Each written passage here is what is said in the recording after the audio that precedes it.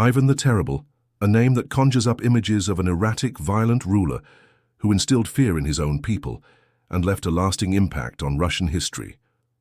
Hi everyone, welcome to this channel. And today we'll be exploring the final madness of Ivan the Terrible, the fourth episode of our series Dark Monarchs. Don't forget to like this video and subscribe if you want more videos like this one.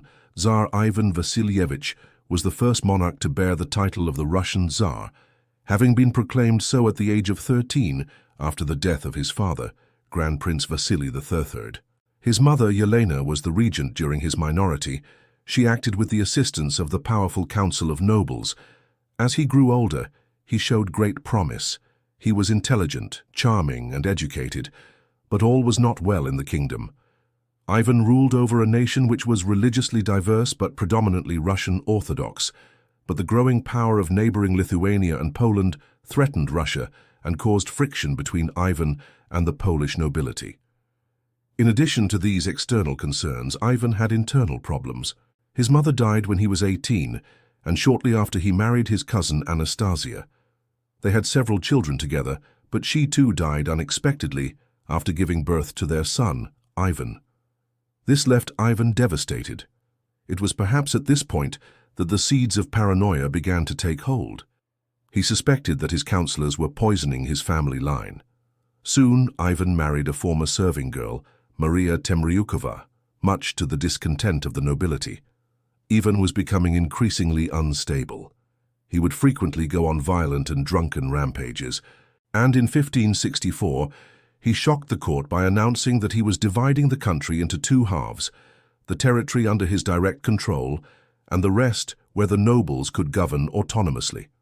When the nobles refused, he seized the capital and established a new capital at Alexin. Here he created a court of starosta, local nobles loyal to him alone, who became known as the OKPR. He continued to marry, taking 8 wives in total.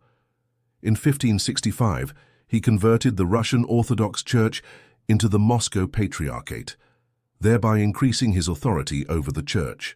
His reign was marked by brutality and oppression. Hundreds of boyars and members of the clergy were executed. Torture and executions were frequent occurrences in Russia during Ivan's reign. Ivan even tortured his own son, Ivan, believing him to be plotting against him. Ultimately, Ivan the Terrible died of natural causes in 1584, leaving the throne to his grandson, Boris Godunov. However, there is some debate surrounding the cause of his death. One theory suggests that his wife, Maria, poisoned him out of fear that he would divorce her and marry yet again. The following tale is an example of the sort of stories used to manufacture consent for autocratic rule, or as propaganda to vilify a particular group of people. For those unfamiliar with our current political climate, let me enlighten you. We live in a time when truth is subjective, relative, and dependent upon who is telling the story. We are constantly bombarded by narratives designed to pull us in one direction or another. To navigate through this minefield of misinformation and disinformation, it is essential to have a clear understanding of logic. Critical thinking skills allow us to examine information objectively, identify biases, and ultimately form our own well-reasoned opinions. In 1572, Ivan the Terrible experienced a significant lapse in judgment that has become a defining moment in his infamous reign. During a banquet held in celebration of his son's marriage to a Polish princess, Ivan surprised everyone by revealing the bride's dowry. Instead of the expected riches, Ivan presented a leather bag filled with rocks. This peculiar move was part of a larger scheme aimed at securing Ivan's succession. Despite being married 7 times, only one of his sons had survived infancy. The surviving heir, Ivan, had just wed the Polish princess, but this union did not guarantee a male heir. Concerned about the lack of a direct descendant, Ivan turned his attention to his other son-in-law, the recently wed husband of his daughter Maria. However, this marriage also yielded no male offspring. Frustrated by the absence of a male heir, Ivan decided to make an example of his daughter and her husband, publicly shaming them for failing to produce a son. During the wedding feast, he humiliated the couple by presenting them with rocks instead of the traditional gifts of gold and jewels. This public display of shame was a shocking departure from royal protocol and etiquette, causing widespread astonishment among the nobility. The incident highlights the lengths to which Ivan the Terrible would go to secure his legacy and ensure the continuation of his bloodline. As the pressure mounted on his surviving son to produce a male heir, Ivan's desperation and willingness to humiliate his own family became increasingly apparent. This bizarre episode serves as a reminder of the complexities and challenges of the Russian monarchy during the late 16th century. During his early years as the ruler of Russia, Ivan was mostly concerned with expanding the borders of his domain and improving trade relations with the West. But as he entered into his old age, his attitude towards Westerners changed dramatically. Russians started getting murdered without any provocation. At first, this terror was directed at merchants, but soon ambassadors and even royalty were falling victim to it. The French ambassador was killed while returning from a diplomatic mission. A Swedish duke met the same fate. In addition, many German and Italian merchants lost their lives in this senseless carnage. What makes the case worse is that Ivan did not even bother to conceal the murders. He would have the body of his victims thrown at the feet of the foreign monarch whose ambassador he had murdered. To make matters even more troubling, he would gloat about his actions and show no remorse. The people of Russia were horrified by the callous attitude of their monarch and started viewing him as a monster rather than a king. Having secured his capital, Ivan set about reconquering the lands that had broken away from his rule. In 1568, he led his army to conquer the rebellious Principality of Vladimir, which was subsequently made into a grand duchy. He went on to conquer other territories such as Kasimov, although he failed to take Kazan. These campaigns solidified his image as a supreme military commander.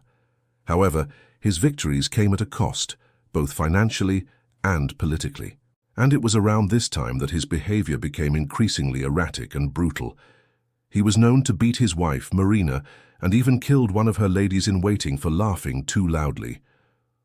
One day he stormed into a room and stabbed his son, Ivan, with a scepter.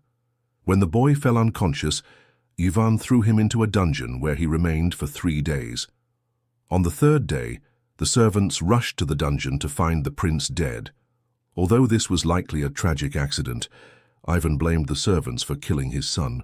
In a fit of rage, he grabbed a spoon and ran toward the lady-in-waiting who had been laughing. He stabbed her in the chest with the spoon, killing her instantly. Afterwards, he continued walking as if nothing had happened.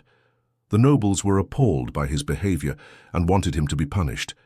But there was no one who dared to defy Ivan. In 1576, Ivan was stricken with a mysterious illness that left him paralyzed from the waist down. Unable to walk, he spent his last 8 years confined to his bed. During this time, he took solace in playing with his dog, a gift from the King of Sweden. He also found comfort in religion, often praying for guidance and strength. But despite his physical limitations, Ivan continued to exercise his power. He appointed his son, Fyodor, as the new Grand Prince of Moscow, but refused to crown him. This left Fyodor with limited authority and ensured that Ivan remained the ultimate ruler of Russia. However, this arrangement did not bring stability to the throne. As Ivan's health deteriorated, so did his mental state. He suffered from bouts of paranoia and violence, lashing out at anyone who crossed him. His doctors and servants lived in constant fear of his unpredictable behavior. Ivan was convinced that his son and the nobility were conspiring against him, and he began to view everyone as a potential threat. In 1581, he invited 50 nobles to dinner, supposedly expecting all of them to fall down dead drunk, but only 8 accepted the invitation. When they arrived, they found Ivan in a fit of rage. He accused them of cowardice and ordered his guards to seize them. Ivan then tortured the nobles for days, forcing them to endure extreme temperatures and sleep deprivation until they confessed to treason. Those who refused to confess were beaten to death. Ivan's paranoia continued to grow, and he became convinced that the Polish king was plotting against him. He began planning a preemptive attack on Poland, but his advisors managed to talk him out of it. Eventually, Ivan's health began to fail, and he knew that his time was running out. He summoned his son, Fyodor, and officially transferred his powers to him. He then retired to his bedroom where he died on March 1584 at the age of 53. If you enjoyed this video, you might also like the video on Henry VIII, or watch another video here. Don't forget to like this video and subscribe if you want more videos like this one. Thank you for watching.